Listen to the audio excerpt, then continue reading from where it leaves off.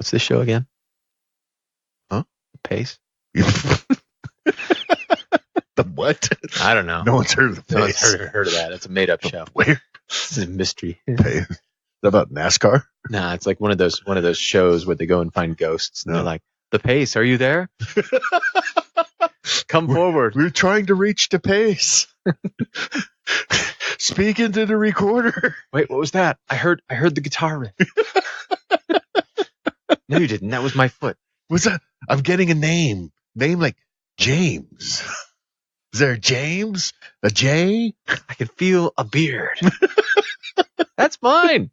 Sorry, bro.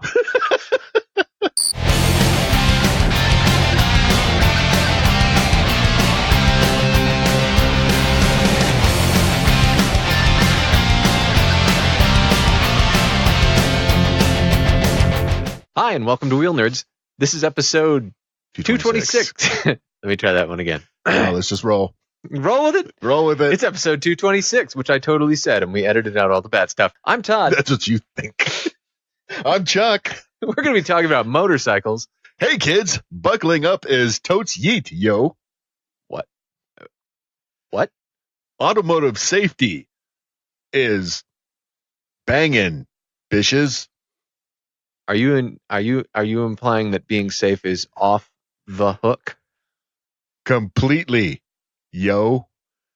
360 clearance stuff. So like a full set of gear is cool gear and no gear is fool's gear. I think I just broke an MSF trademark there. Wait, is that Oops. really something somebody thought I up? shit you not, it is. It is in the book. Let me see if I have a book in here. Hang on. Wait. So what? Full gear is cool gear and no Cool gear? and fool's gear. Fool's gear. Okay. Uh-huh. And Yes, now you know. Okay. Now you know how to be cool, Chuck. Yeah. You're welcome. Listeners, you'll need to send in money for that. Of course, you also need to get the Cool Kid newsletter, but if you don't know how to get the Cool Kid newsletter... Who still does newsletters? Cool kids do, obviously. But you wouldn't know that, Chuck. No one does newsletters. Are you going to talk about, what, a zine? That's exactly what someone who is not one of the cool kids would say, which is why you're so behind the times. Uh-huh. Hey, I know buckling up is Totes Yeet Yo. Fair enough. I have no idea what that means. You know where it comes from, right? I don't have a teenage daughter, so... You know where it's coming from, though, right? Where? The highway signs all say that right now. You're shitting me. Those highway safety signs that tell you to buckle up and stuff. I don't pay attention to safety. Yeah, right now they say buckling up is Totes Yeet Yo. Well... I like our highway signs because someone with imagination. Someone is actually having some fun with it. Yeah. Yeah. They do Star Wars stuff all the time. Mm-hmm. But today was, hey kids, Totes Yeet. Okay. It sounds nothing like a 40-year-old guy trying to be cool. Oh, it knows exactly what it sounds like. Hey, I got beer in my truck. Hey, dudes, how are you? Hello, dudes. Are any of you using the marijuana cigarettes? What is up, my dudes? That would be a total down move. Buzzkill. Joyless. Joy kill. Not totally rad to the max. The ladies Gag me with a spoon? don't like that. It's not tubular. It's a really good thing that we aren't in charge of public safety, like anything. Yeah. At all. We're making like televised appearances. Hey, kids. Everyone always ride good. So I have to confess though, I actually did what? I foolishly signed up for career day at my kid's school To talk about being a project manager?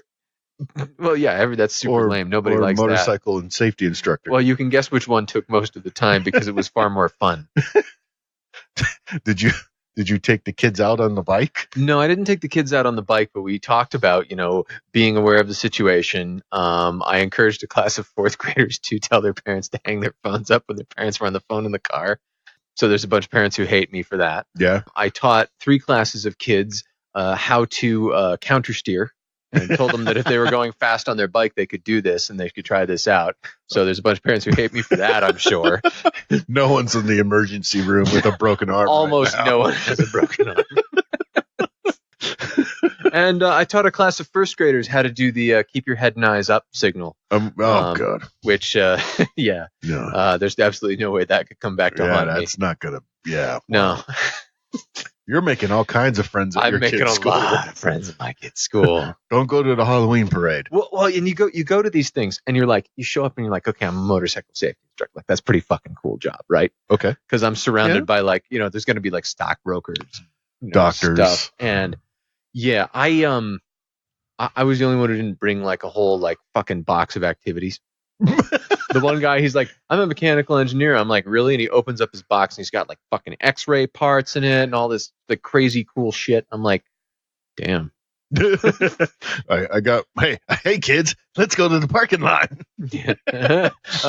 Who wants to see me do a wheelie? Yeah, but yeah, the fourth grade class was way cool. They were totally into it. The first grade class was super into it. The fifth grade class was rough. Rough. I'm Why? not gonna lie. They were like, whatever, you're lame. Except for the one girl who when this girl shows up inevitably in like 6 years in my class and be like, I remember you. She's like, I'm so into this. Let's do this thing. And the rest of them just like, you're lame. Well, and I get in there and I talked about computers and motorcycles. She's like, yeah, go on. Motorcycles This are sounds lame. great.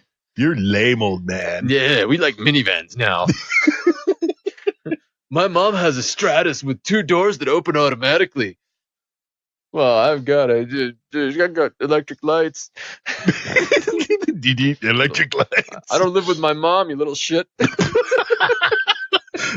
That's low. That's where you had to reach. Scraping the bottom of the barrel for that. It was all I had. Yeah. Well, your mom. This was after I helped out at the chess club in the morning. Oh my god. Well, you think chess club and you're like, it's going to be the calm, like indoor kids. No, dude. No. Fucking like it's this far from fist fights sometimes. A oh my chess god. club at an elementary school? Yeah, well, you gotta understand the elementary school we're going to. This is the elementary school where the gifted program is. Okay. Chess club has 100 fucking kids. 100 It kids is mayhem. playing It is chess. Total mayhem. Were they playing chess? Yes. Or some variation of chess? Seriously playing chess. Seriously? Like playing Okay. chess and getting serious about it. I'm not talking like fist fights because they were bored and not playing chess. I'm talking fist fights over chess. Oh. Chess fist fights. It wasn't actually that bad, but there was definitely some disagreement. And, Nerd. Yeah. I was in good company. What can I say? Did a kid beat you? I didn't play, which was good because I'm pretty sure they would have drubbed me. Well, and you can tell the kids who are just learning and the kids who already know. Uh-huh. And the kids who already know are very serious. And then when they have a disagreement, it's like they get an adult over and they're like, "Well, she's wrong," and and they're getting like increasingly heated. And you're like, "Whoa." Is it timed chess? No. Okay. No. They're not slapping clocks. No. Because that would be cool. Speed chess is great fun. Not gonna lie. But yeah, it was intense. Going from that to the having to talk to classrooms of kids who may or may not enjoy what you have to say. No. Ooh. Yep. All right. What'd you do for the project manager portion of your presentation? Weep openly. I talked about how you need math to figure out how you're going to do a lot of computers in a short amount of time. I figured That was the best I could do. open weeping and just continually pulling from a bottle of Jack. Yeah, pretty much. This is what it's like. Someday you're a project manager and you're living in a van. I'm not going to live with my mom. This is what I had to do. Take that, Jimmy. Tell your mom I said hi. Yep. It's a tough crowd. Jimmy goes home. Mom, what does it mean to suck the chrome off a trailer hitch? And why does he know, Mr. Todd, know you can do that? Yeah, that was my public service for the millennium. No, it was cool. The kids who were into it were totally into it. And I know that there's parents who are going to be cursing me roundly for years when their kids are like, "Can I get a motorcycle now?" No. How about now? Put your phone down, Mom. You're driving. Shut up. Also, can I get a motorcycle? Yeah. Fine. God. How's your bikes? My bikes are good. Yeah. The Bandit, I bought some fancy handguards from a company overseas, which finally arrived, like the mitts, to cover your hands and keep them warm in the winter. Oh, yeah, yeah. Yeah, it turns out that the Bandit's handlebars and stuff are sufficiently customized. They're not. Oh. So I'm going to move into the scooter, and I ordered another set from them. Because they make the fanciest ones. They're super nice. You're not going with the snowmobile mitts anymore? Well, I looked at the snowmobile mitts, but they always leaked air a little bit around the edges, which was annoying. And there's this company, Tucano Urbano, and they're in Europe. And so the shipping and the fees cost like a fucking fortune. Yeah. Almost as much of the stuff. But they make really nice mitts. Okay. For scooters and then for motorcycles. So I got a pair of the big scooter ones thinking it would work fine on the motorcycle. Yeah. Nope. So I'll put them on the Vespa. That'll be nice. And then I'm getting another pair of the motorcycle ones, which will arrive when the canoe paddles its way across the Atlantic. Who knows? Have you bought a third motorcycle yet? Nope. Let's fix that, shall we? Damn it. No. Yes. Ooh. Hey, Norge. The thing about this is this Norge is on Cycle Trader. I already get all the Norge alerts on Cycle Trader.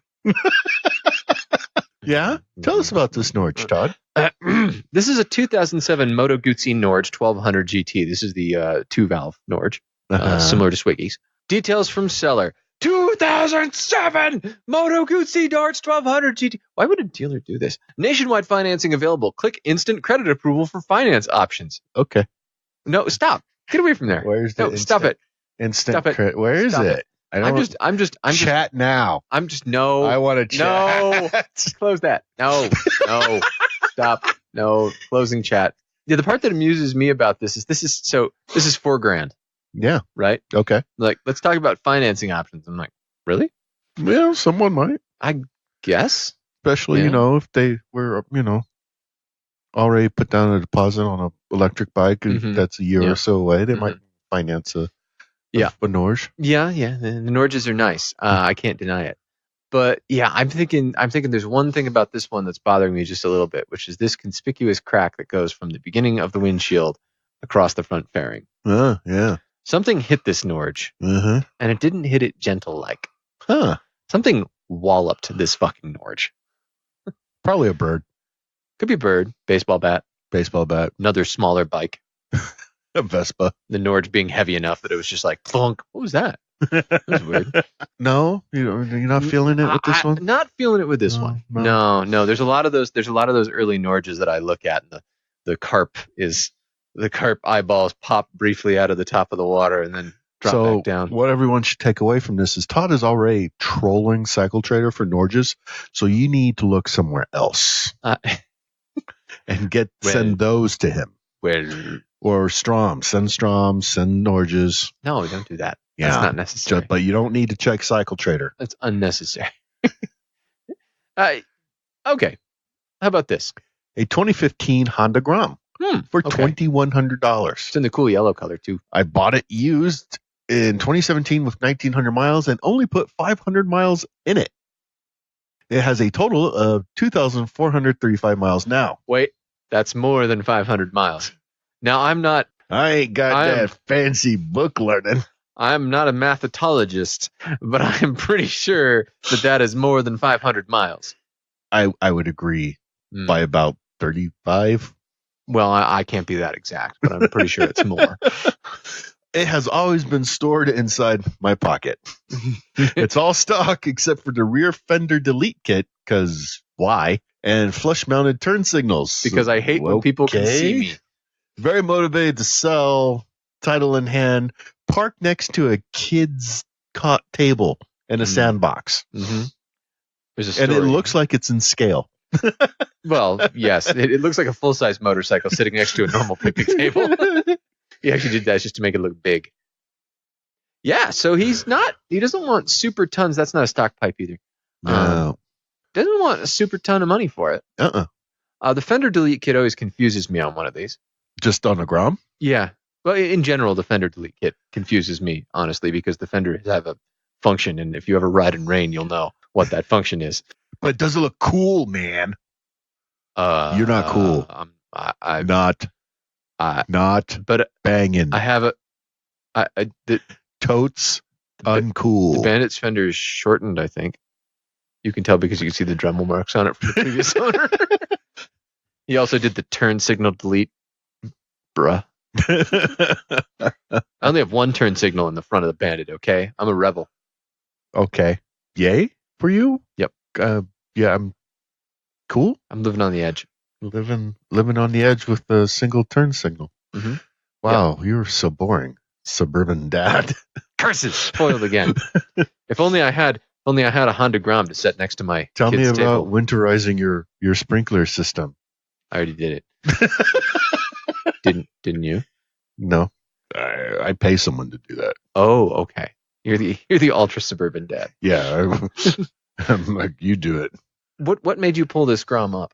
The price. Yeah. Yeah. I mean, like $2,000. Yeah, it feels like the Grom prices are coming down into the kind of like first bike market zone finally. Yeah. You know, because when they started, they were up at like $4,000, and that was kind of like where they went. Yeah, they were like a really hot item. Mm-hmm. Everyone wanted to, do the custom Grom. Yeah, it's like the TUs. The TUs for a while was you had to like fight people to buy one. Yeah. Now you can find them. Yeah, that's cool though. So the question is, so modern, fuel injected, pretty nice ride around bikes. Would you do a Grom or a TU 250? I think I'd do a Grom. Yeah? Yeah. Just for the silly fun factor? Yeah. I think I got to give it to the TU. Okay. Like the Grom is neat. The Grom is a total cool novelty, but I guess I can't see the Grom as anything but a novelty. Okay. Whereas the TU is like pretty like just works, you know? Okay. Like it'll take some aftermarket stuff that is like practical for like carrying your shit around. But seems like it'll work. I mean, from the point of view of my garage, really, I only need a novelty at this point. That's true. You're down to like the third novelty item. So I'm like, this is something I could get my daughter to learn on. Maybe she'll be it'll be appealing to her now. Yeah, I don't know. I worry that because her dad's into motorcycles, the motorcycles will be lame. She'll be like, Dad, I'm really into Honda Civics with fart tubes. Yeah, whatever. And a big H on the back window or whatever the kids are doing these days. Because that's how kids talk. They're Father, I want to be doing whatever the kids are doing these days. Father, are the kids customizing their Honda Civics? Yes, then I shall customize mine too. Might I borrow the credit card? I want to put a can on it. Dun, dun, dun, dun. Which of these cans is the hottest? Which one of these appeals to you the least, Father? Asking for a friend. Yeah, I could see that happening. But yeah, no, like $2,000 Grom. I'd be that's tempted. tempting. I'd be super tempted. Yeah, if just as throw it in the back of the Euro. Yeah, as your lifeboat. Yep. I'd be tempted if I didn't already have the Vespa. Okay. Yeah. It occupies the similar space to the Vespa because when the fuel comes, that also occupies a bit of Vespa space. But I'm kind of working my way into can we keep the Vespa too? Because Vespa's just cool. Right. Next. Speaking of cool, yeah, a 64 Classic BSA Starlight European 75cc. My. And it looks okay. It looks surprisingly okay. Startling okay. Yeah. Classic BSA Starlight 75cc, classic road bike made in Britain as the Beagle. This was a project for us to get this little beast back into tip-top shape, but we just don't have the time. It's such a looker and has only 2,600 miles on it. It ran when parked, but hasn't been running for a while and has been stored since 1971, meaning the engine is seized as fuck. It's in great shape. The bike is in Winnemucca, Nevada. Winnemucca. Well, I guess we can't get this anymore now. We would consider having it delivering it to the right buyer with a non-refundable deposit. We have a clean title in hand. Okay. Yeah, I don't know. This as I'm looking at it, I'm like, it's kind of cool. It is kind of cool. But there's a lot of parts of this that either you're not going to be able to get or you're going to have to get really clever to replace. Mm-hmm. There's a lot of parts that did not age well with this. Notably the motor. But the shocks as well and the whole shock design. But whoever really digs this kind of bike, they're gonna. This strikes me as like one where like there is a non-zero chance we'll see this like upstairs at the Bohemian. Yeah, in the showroom. I could see that. Mm-hmm. Because it does look nice. It looks really nice, and it can be cleaned up. It won't take a whole lot to clean it up. No, it could be cleaned up, and it could look really nice as a conversation piece. I'd be real sketched out about riding it. Much better than the Tiger Harley. Yes. From last time. Substantially better than the Tiger Harley. This has a little bit of class to it. And some style. Mm-hmm. And some history. Mm-hmm. Yeah. This was a bike they made that couldn't go very fast. Yeah. It didn't go very far. No kidding. Do tell. It had brakes, technically. And stuff. And also a motor. Yeah, it's kind of neat. Yeah. There's got to be there's probably some other ones with history we can find. I'm thinking you need a Strom replacement. So how about a 2006 Buell Ulysses? If I could have bought one in 2006, I would have done so in a heartbeat. But they were expensive then. Kept in garage. Well, this one's only $3,200. Oh, it's kept in the garage with battery tender, maintained meticulously, all records on hand, all service completed at dealership. Not able to ride anymore, so looking for a new home. About 15,000 miles. Mm-hmm. And it looks like a nicely appointed Ulysses in the superior color. Yep, yellow. Yep, the orange color. Yep, yellow, orange. I don't know, Sonic orange. Yeah. But yeah, it's cool. It looks nice. I'm just got the luggage, lower seat, hand warmers, off-road lights. See, I don't actually like the lower seat thing, but really, well, yeah. Oh, I love it. The high seat was great. I had to tiptoe that thing. Yeah, I did too. I don't care. Oh, it's comfy. Right. My legs are longer. I liked it. I like scrunching my legs up. Okay. Whee! Don't you have to do that on the Bandit? Yeah, a little bit. You get used to it. It's probably fine with a lower seat. And this is ergonomics with Todd. It's completely arbitrary. Yeah, that would man, me in 2006, being able to afford a Ulysses, I'd have been riding the wheels off one of those. I loved that bike when I rode it. God, I loved it. It's a great bike. It's a sweet bike. It has feelings. After your mayhem and the difficulty to fix it. Yeah. I'm just like, I can't. I'm sure you would have an easier time than I did. Probably. But as soon as it's electrical gremlins that don't make any sense, like, that got weird. There's only so much you can do. Yeah. Once it gets weird to a certain point. That got weird. But it must have been sorted out because we've seen mine floating around on carousel. Yours still, your surfaces. I was wondering if this one was yours, but it's lacking. It doesn't have the windshield from yours and the pipe from yours. So, yeah, which were distinctive. Yeah. So yeah, it's not yours, but yeah, they pop up occasionally. Mm-hmm. It's if you wanted a touring bike that was something different and is a freaking hoot to ride, this is hard not to recommend. Mm-hmm. Well, I would recommend getting anything but the 2006. Really? Because of the.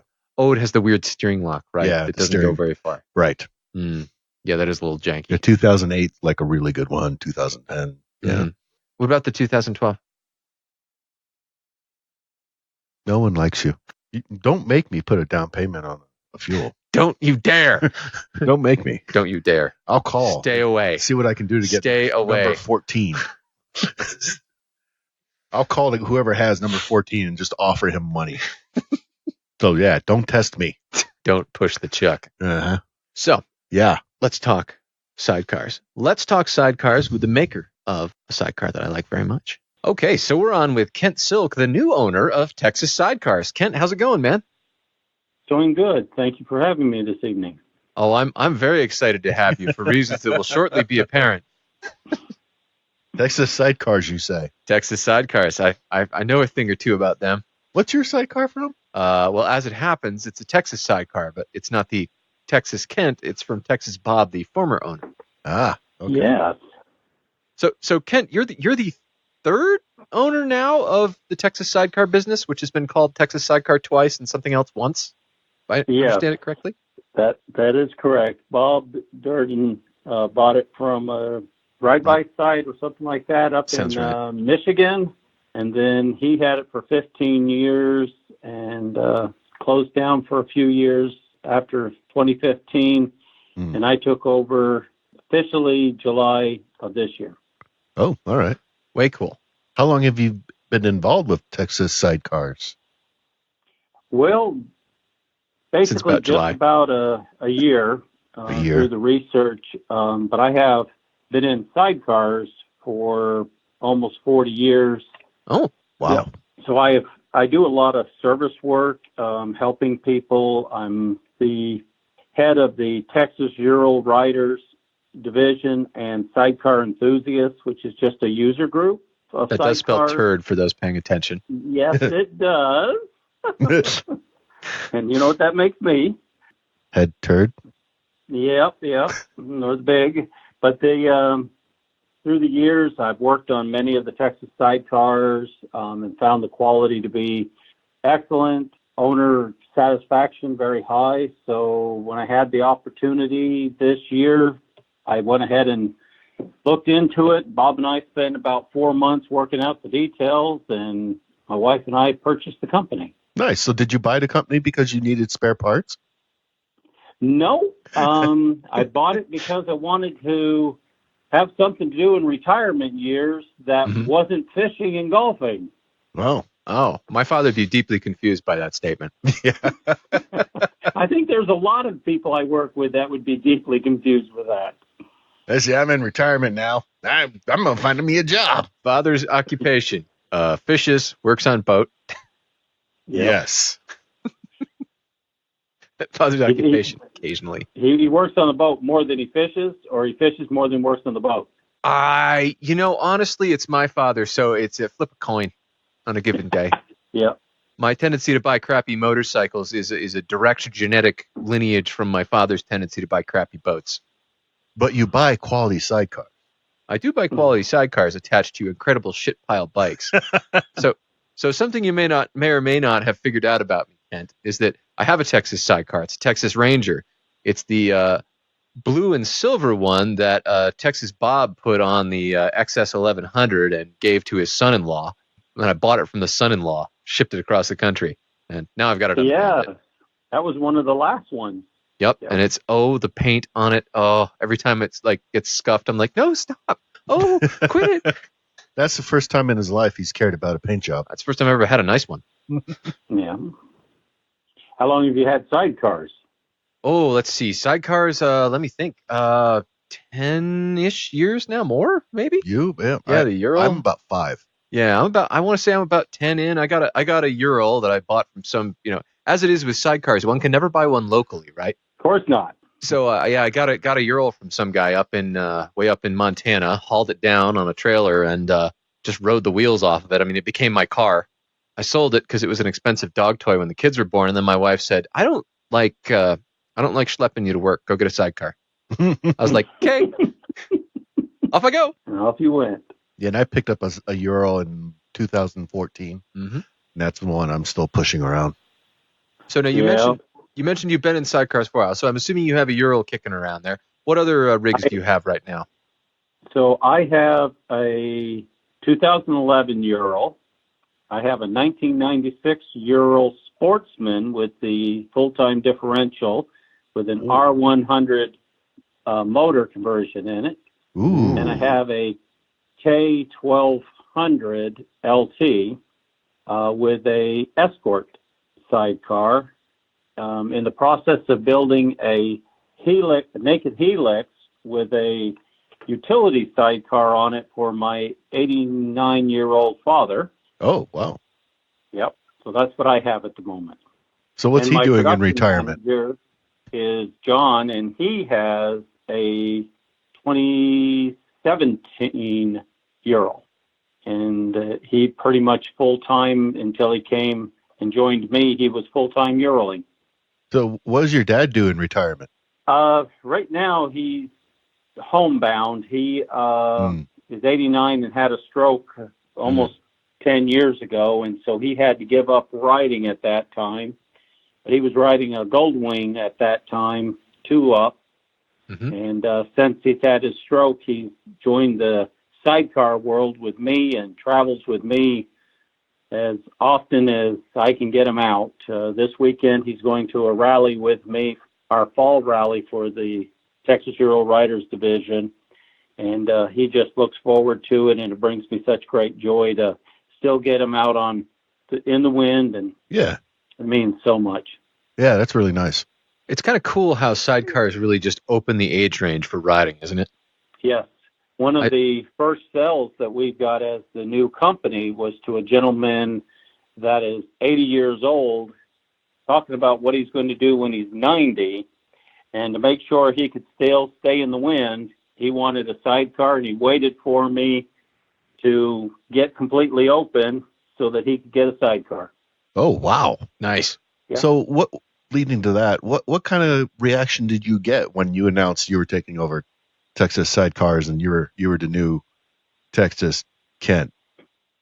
I have gotten great enthusiasm through Facebook and through emails, people thanking me for reopening the company and bringing it back, inquiries, people who had researched sidecars and had decided they wanted a Texas sidecar and then found out they were closed, then find out we're open again. It's just been phenomenal response. So how many of the customers who are needing parts do you have knocking on your door for those, because they go forever in a day? I probably 8 or 10 customers for either like a windshield, probably the most common part. I sent out a set of bushings. A guy was redoing a swing arm and wanted to put new bushings in, and one strut, but mostly windshields. Yeah, those windshields are really tempting to hold on to for passengers. Yep. And not made to do that at all. Oh.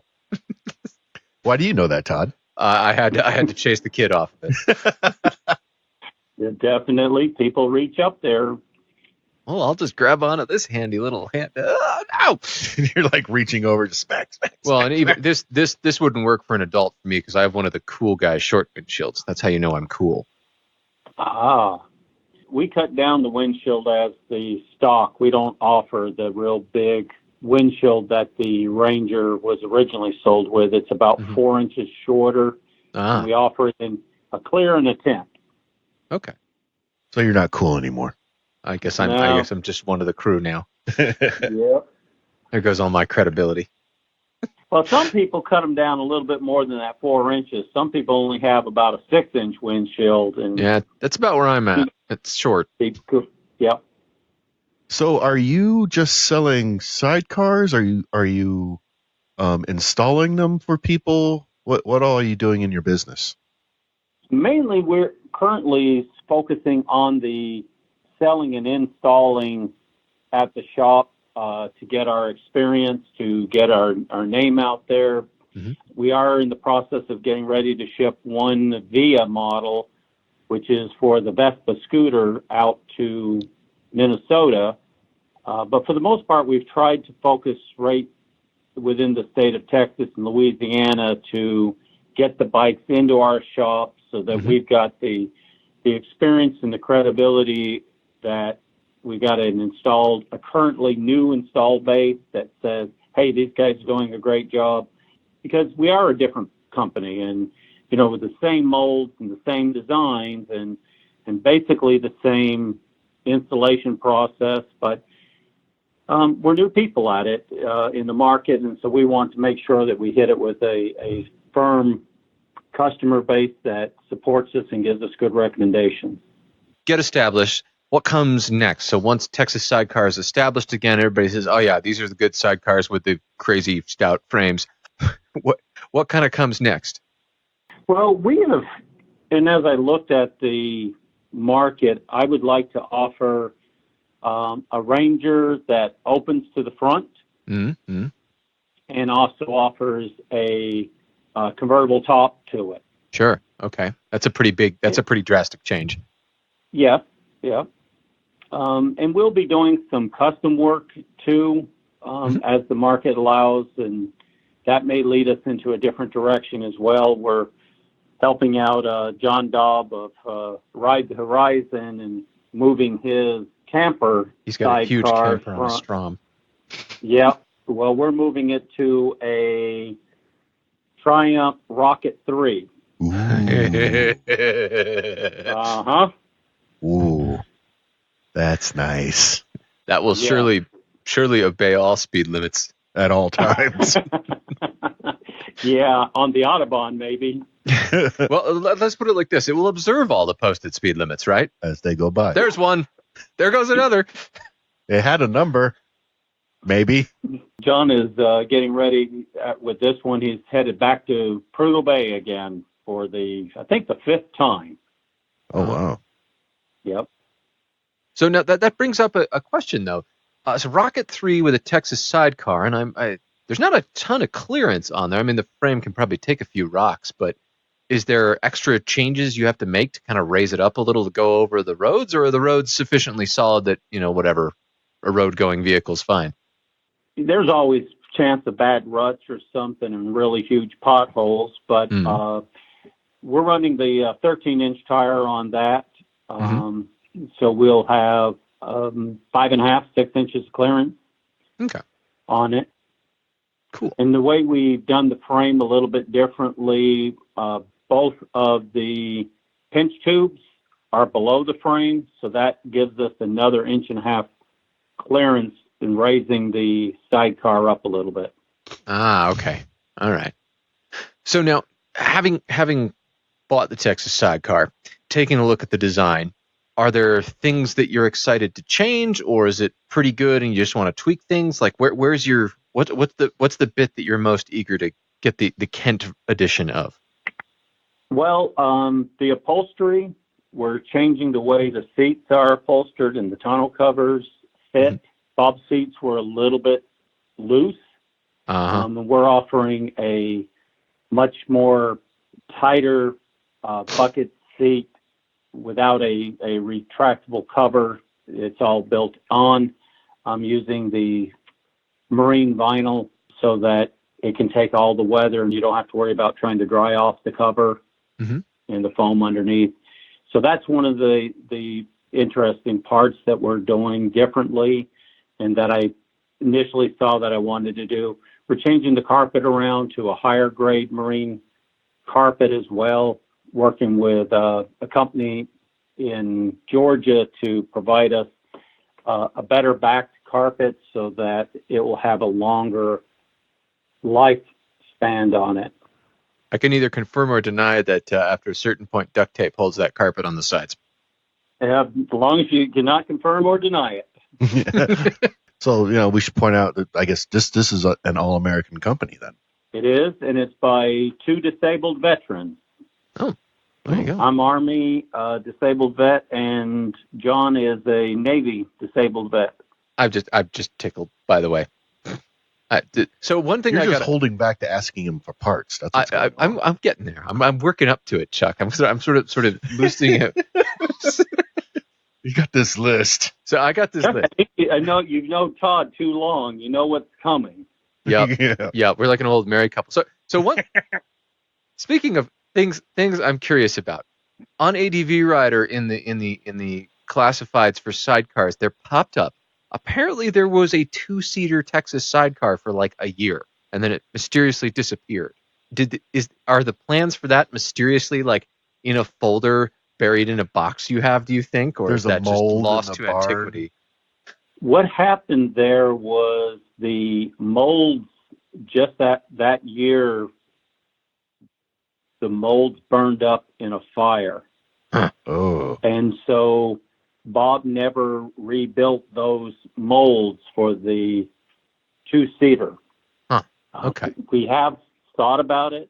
If we got into a 2-seater, then we're going to have to, definitely add a brake to it, where we don't currently offer a braking on the sidecar. And there's that whole world: do you need brake? Do you not need brakes? And on a light sidecar, my personal is that you don't need it. In fact, it can be, in my opinion, more dangerous.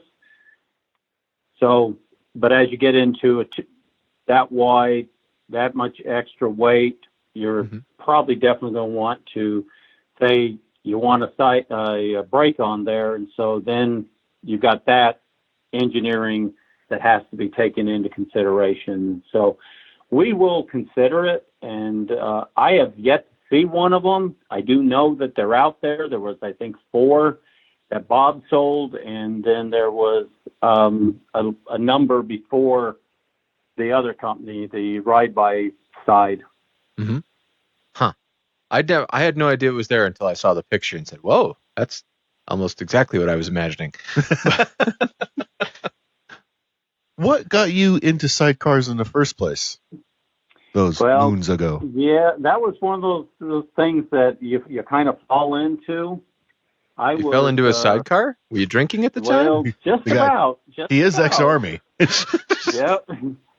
So in 76, my brother got a KZ900, serial number 2 for the United States.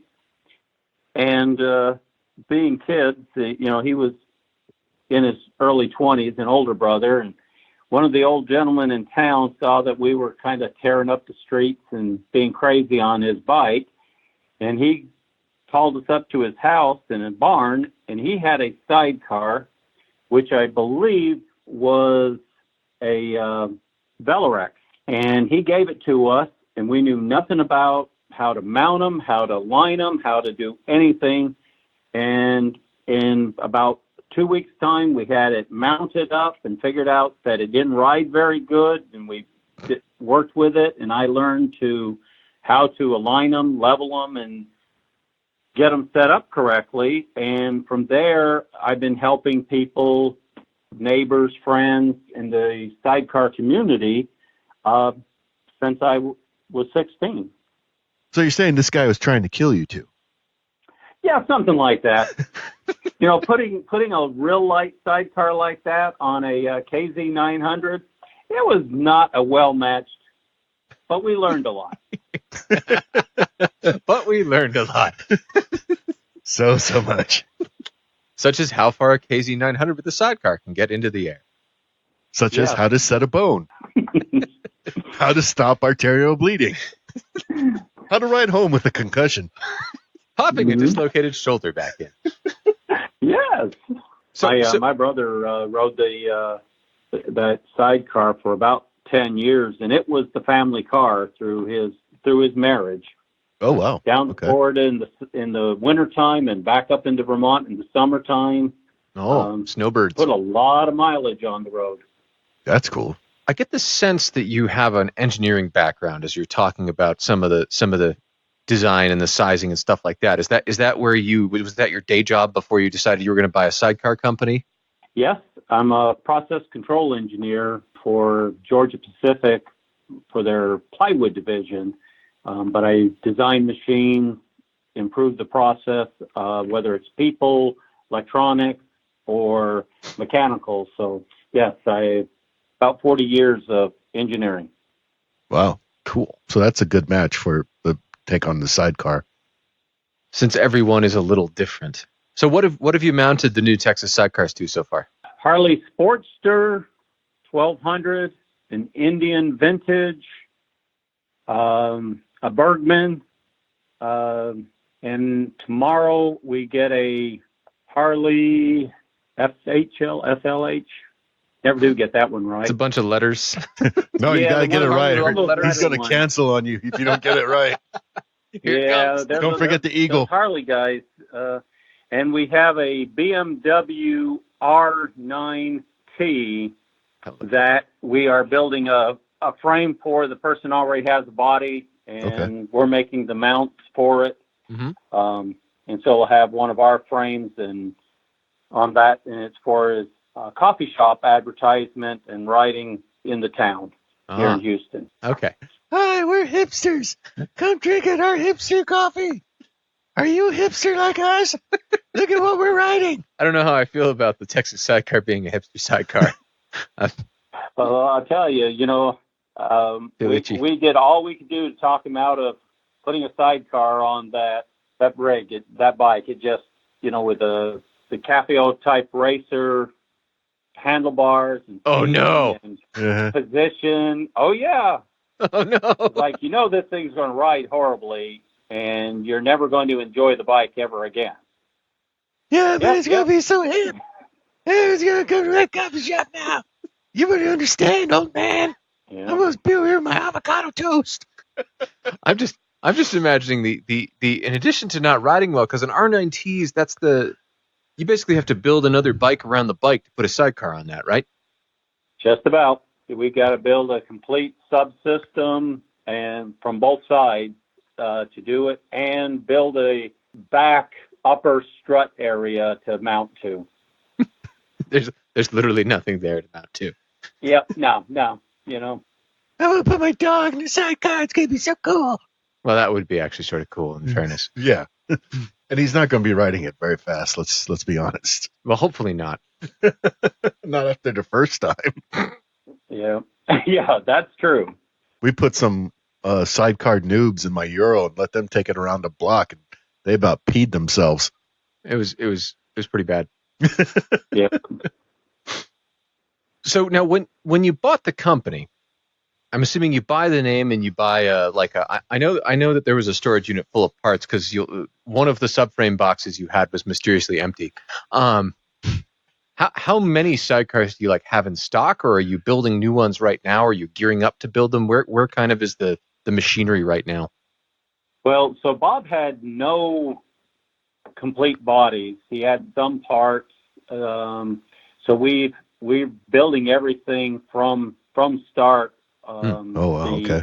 T1 brackets, T2 brackets, the frames. He had a few swing arm patterns, lots of patterns to get us where we needed to be.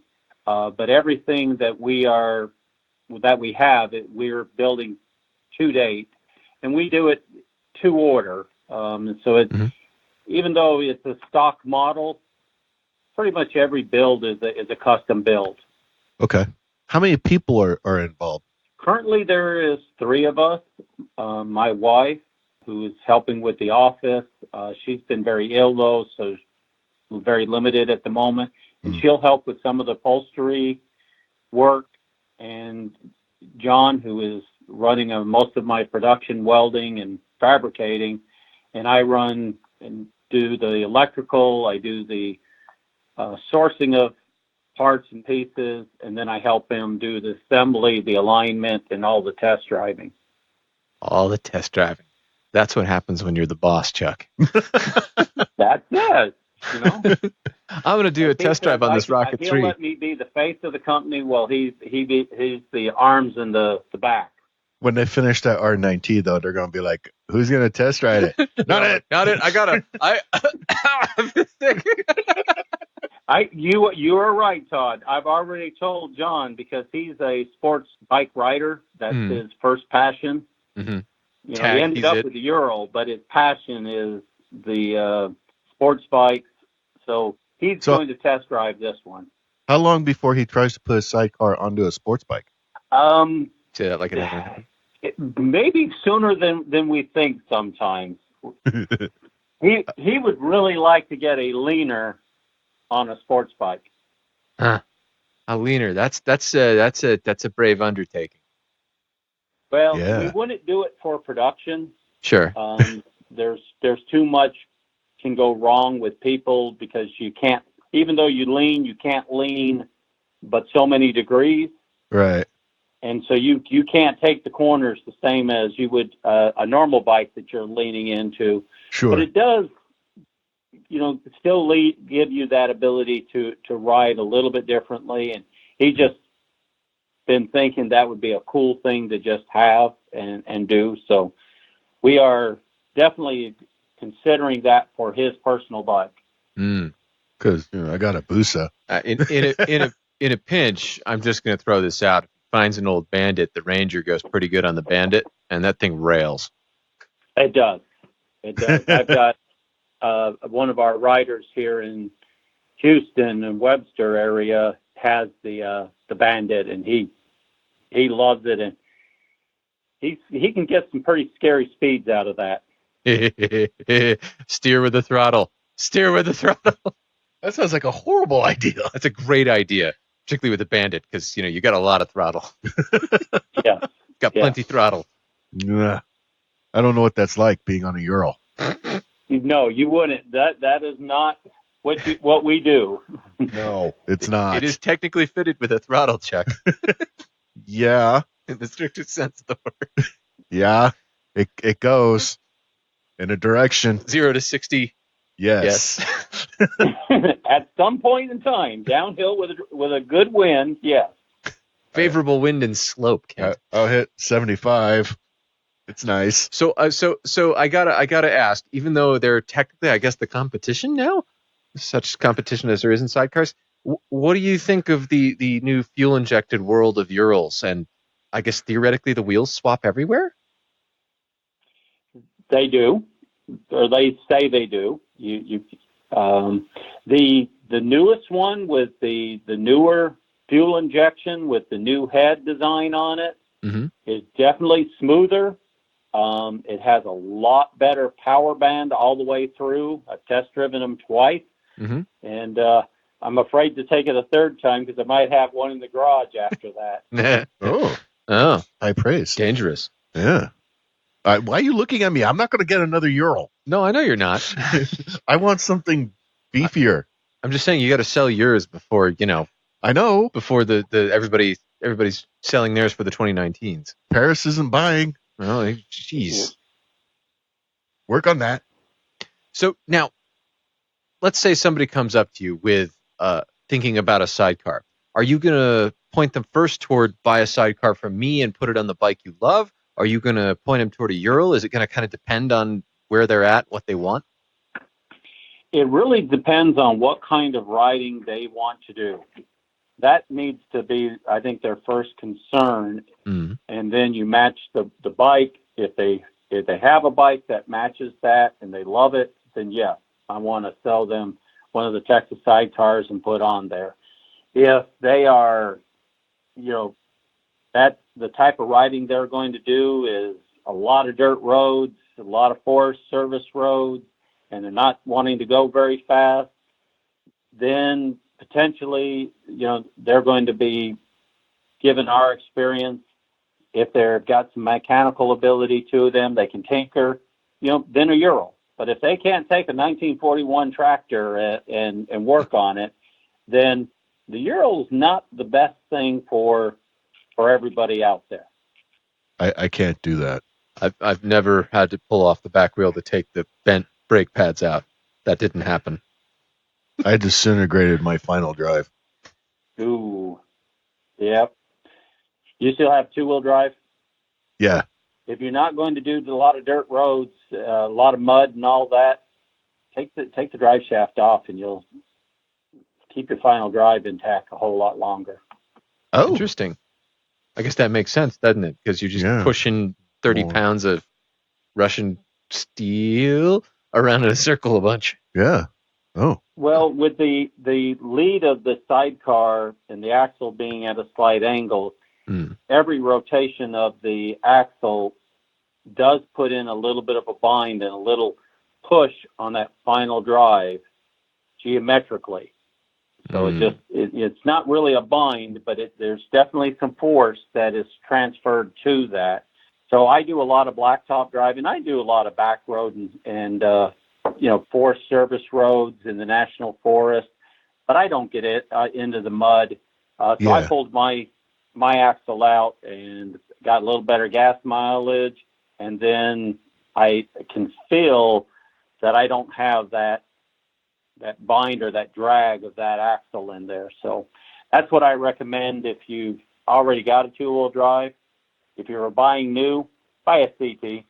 Oh. Don't buy the gear up. Don't spend the money for it. Okay. What else should I do to my gear up? Chuck's taking notes now. What year is it again? 2013. With those round wheels, smug bastard. Yeah. But you got your carburetor, so yeah. You have a harmonizer, so you can keep it balanced. What you can't see is Chuck's currently looking like a monkey doing a math problem.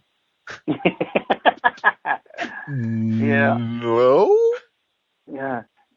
Keeping your carburetors balanced and you can use a Fuel Max. Harmonizer is another one that's very simple to do. Okay. It really makes a big difference. If you put a cylinder head temperature gauges on your cylinders, that will kind of give you a pretty good indication if you're running balance too, because your temperature will be pretty close to the same on both cylinders, and you'll feel better about the motor and how you're riding when you see that and can run that way. Okay. I remember when I bought the bike from the gentleman, he was like, the carbs I dialed in perfectly, never ever touched them. Nothing. Yeah, it probably means they're not. That was actually my experience with the Bandit. Yeah, my uncle, who's really good at carbs, did these. Yeah, the air screws were still not drilled out on them. So maybe I should look at carbs and see how I can screw that up. Yeah, they're pretty easy on the Euro because you can reach them. You know who you're talking to, right? Touche. So I only have. You might find your Euro group in your area might do Euro maintenance days, and somebody might know how to balance them and will do it for you, or will walk you through it with their tools. We run maintenance days in Dallas, Austin, and Houston for our group, and all the car bikes, we definitely encourage getting it checked at least annually. Oh, okay. Todd, what are you doing for Saturday? Teaching, but you're not. I can show you how to build a balancer too. I know what you're doing. Using the tube with oil in it. Yeah, the tube with the ATF fluid and the yardstick hanging from a bungee cord from the ceiling. Yep. The old favorite. You guys are just like, yep. Now I have a four-cylinder. Now I have a 4-cylinder bike, and I'm like, well, shit. You'll have to get a Quad Max then. Yeah, I know. I have to actually spend money. What the shit? This is garbage. So I have one very important last question for you, Kent. And this is an important one that the Salt Lake City officers would really like me to clarify. What is it about the aerodynamics of the Texas sidecar that make it fly up in the air when you're near bus stops full of kids? Is it just something in the way the top is longer than the bottom and it can't be helped? Say yes. Say yes. Okay, yes. There it was. Pay attention, Salt Lake City Police. So we'll have to edit that a little bit. Yes. And I accept full liability. My name is Kent. It's an aerodynamic effect. Construct like this deep fake. Yes. That's exactly what happens. And you hit the brake how hard? I engaged the sidecar brake fully. Yes. Yep. He's giggling. He's got this smile on his face that looks... Maybe. Oh, I do. Yep. I agree. We hit the sidecar brake and engaged it fully. Just like we always ride at the posted limit. Yep. Observe all posted limits. Well, Euros, you just have to. Euros dream of the posted limit. Someday. Euros observe it for you. With the Euro, when you pass the car on the road, you know that there's something wrong with that car. Yeah, they're broken down. Or it's that Volkswagen bus that we saw in 70 that one time. I was like, get some! Was that before or after the open weeping? That was before. That was before the weeping. Okay. So, Kent, where can people go if they want to check out Texas Sidecar's shiny new offerings? To Texas, right? Texas Sidecars with the S at the end, .com. Awesome. TexasSidecars.com. Don't look at me like I'm an idiot. I'm not looking at you like that. That's entirely you projecting. Kent, thank you so much for being on with us tonight. And I'm really glad you've opened the company again, because sooner or later I'm going to need some parts. Thank you for having me, and I hope that our community continues to grow. Me too. That was cool. I'm really happy Texas Sidecar's coming back up. Not just because I want parts, but that helps. That helps. But also because it's cool seeing another maker. And honestly, it's kind of, a lot of the makers are like the custom makers. Right now, they're either assembling something that you have to buy from Europe because you can't, other than Hannigan, there's not like a lot locally made. Sure. Or they're building big custom rigs. Mm-hmm. Texas Sidecar comes in at a price point that's like much more practical for like a really good sidecar. Mm-hmm. Mm-hmm. You know, I remain unconvinced by the torpedo look. I don't like it as much as I like the, you know, the Hannigan look. Right. Yeah, I prefer the Hannigan look. Hannigan just looks so freaking cool. Yeah. But you know, the Jetsons car, I guess. But the Texas Sidecar just works. Yeah. You know, it works, and all the parts are stuff that you can get online or from the thing, or well, now from Texas Sidecar. Mm-hmm. So you know, it's cool seeing them coming back. Having more sidecars available can only be a good thing. Yeah. And, if they bring back the 2-person one, then... Oh, I'm going to be all over that. That'd be pretty cool. On that, like a... Like a what? Like a thing that's on another thing. That simile didn't really work out. Todd on a new Strom. No. Damn it. Send those ads. Nick writes, "Hi guys, still loving the podcast. Very much looking forward to hearing about Chuck's new Thruxton rig and your new fuel if it ever arrives. I gather you're tempted by a Norge, but I have to caution against it. Oh. I rode. Shut the fuck up, Nick. I rode my uncles up in Canada for a few weeks when I was visiting last year. And as nice as it seemed on the first couple of rides, the engine, braking, and suspension performance are all blunted by the sheer mass of the thing. 300 kilograms fully fueled." Chuck, get a calculator out. What's that in real weight? I don't know. Can you convert that to freedom units? Hey Siri, what's 300 kilograms in real weight? That's pretty heavy. That's a heavy bike. Okay. Once you start pressing into tight corners, it's really not great, and the engine becomes very asthmatic with all that weight to haul up to speed. Want a left field choice to tide you over? No. Check out a Yamaha Tmax. I picked one up as a sort of low-speed tourer, but it turns out these things positively rail. I've done long 500-plus mile days, 2-up, carved Swiss mountain passes, commuted and just ridden the thing for fun. What's more, the older ones can be picked up cheap, and that's in the UK where big scoots don't even sell very well. That was a very sporty maxi scoot that Yamaha made. T-Max? Yep, Tmax. Okay. It looks pretty cool, too, actually. I'm looking it up. Oh, that is pretty cool. It's pretty rad, right? Yeah. Yes. Helpfully, I recently put up an extended test on my blog, which we'll throw the link on to. And, of course, I still love my Strom. P.S. My Wheelnerd sticker didn't survive the last pressure wash, so I'll be putting it in an order shortly. I sincerely hope you did not pressure wash a Strom. That's just not okay, Nick. It's just wrong. No, that's a cool-looking scooter. It is a really cool-looking scooter. Mm. It's one of the least dorky-looking maxi scooters. Yeah. I think if I was buying a maxi scooter, I'd still probably just go for the Burger King. Because if you're going big, just fucking go for it, basically. The Burger King? Yes. Okay. The Big Bergman. The Big Bergman. Mm-hmm. The Burger King. Although the Bergman 650 would also, I was looking around for one when I found the Bandit, figuring that would also be a really good pusher for a sidecar. Uh-huh. An interesting tidbit you may not know about it, but I was looking at somebody building one. You think like it'd be really hard to mount to something with that much plastic? Underneath all the plastic, the Bergman has a big fucking trellis frame that is dead easy to mount to. Okay. So if you have a hole saw, you're golden. All you need is a hole saw, and for people not to ask a lot of dumb questions. Stand clear, everyone. Science is about to happen. It's science time. And, the Bergman motor, so it'll go. All right. What have you learned this week, Chuck? You're going to get a Norge. No, not at this time. Or a Strom. Not at this time. Sometime before April. Nope. Especially when those deals come out. Nope. Early spring deals. There's no early spring deals. Everything's expensive in early spring. Now's the time to buy. Uh-huh. Go on. Nope. That's it. No? Yeah? That's all. What'd you learn? I've learned that I have far, far too much help at buying bikes.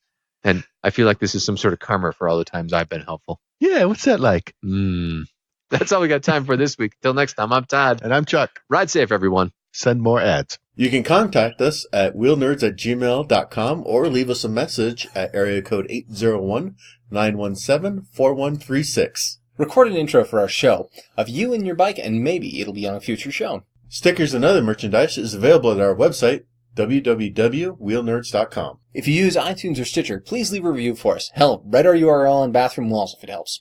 If you like this podcast, you can find more like it at wheelnerds.com. This has been a Wheelnerds production, all rights reserved. Readings from other sources are the property of their respective owners and are used with satirical intent.